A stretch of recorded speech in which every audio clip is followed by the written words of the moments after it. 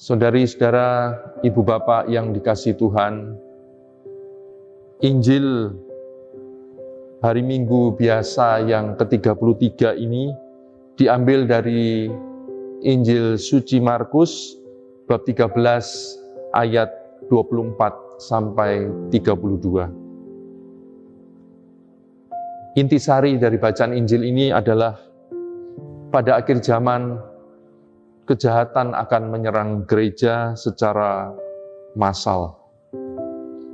Dan dengan latar belakang suram itu, Markus melukiskan kemenangan terakhir yang akan dicapai oleh kebaikan. Dan tanpa jasa dari pihak kita, akan dilaksanakanlah hal itu oleh Tuhan sendiri. Dengan gambaran penciptaan baru, Yesus menghadirkan kita pada kedatangan Putra Manusia. Para terpilih akan dikumpulkannya lagi dalam kesatuan yang sempurna dan tetap oleh Tuhan. Dan tidak ada gunanya lagi bagi kita untuk mempersoalkan kapan tepatnya akhir zaman itu akan terjadi.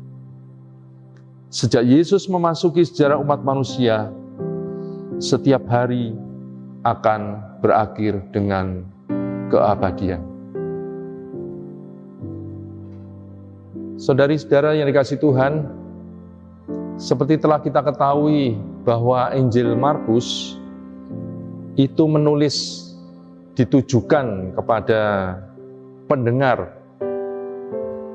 Pendengar pada waktu itu ditujukan pada para murid dan para pendengar yang lain. Tetapi Injil ini sebenarnya bukan ditujukan kepada murid-murid yang masih mengenal Yesus dari dekat. Karena kalau dikatakan kepada pendengar yang mengenal Yesus dari dekat, maka mereka akan mewartakan bahwa ia bangkit dari kematian dan naik ke surga dan kini menyiapkan tempat bagi mereka. Namun Injil Markus hari ini ditujukan bagi murid-murid dari generasi yang tidak mengenal Yesus, seperti umat Santo Marinus Yohanes zaman now ini, yang memiliki minat lebih terarah pada kedatangannya kembali. Dan seluruh Injil Markus ditulis bagi pendengar yang mempunyai minat kedatangan Yesus kembali. Nah, saudari-saudara, ibu bapak yang dikasihi Tuhan, kedatangannya kembali itu dikontraskan dengan suasana yang menggelisahkan, suasana zaman Edan dan bumi gonjang-ganjing. Dan kedatangan kembali Yesus dalam kemuliaannya digambarkan oleh Markus dengan memakai gambaran dari kitab Daniel bab 7 ayat 13 yang merupakan bacaan pertama dari hari Minggu biasa yang ke-33, digambarkan sebagai tokoh anak manusia yang datang menghadap Allah untuk memperoleh anugerah kuasa untuk seluruh alam semesta. Dan anak manusia inilah yang terjadi sesudah Allah memusnahkan kekuatan-kekuatan jahat yang mengungkung alam semesta.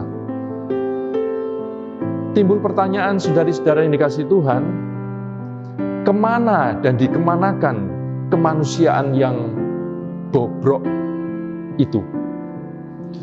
Kita mengetahui bahwa Injil tidak memuat resep atau petunjuk untuk menangani penyakit sosial, bukan pula jimat bagi keperluan itu. Namun demikian, warta Injil menajamkan pikiran kita, membesarkan hati untuk ikut serta mengusahakan agar orang yang punya sakit sosial ini tidak dilupakan. Dan iman Injil ini menyangkal keabadian zaman edan. Makin terasa edannya zaman, makin besar harapan akan datangnya kemanusiaan baru. Zaman edan pasti diakhiri dan digantikan dengan kemanusiaan yang utuh.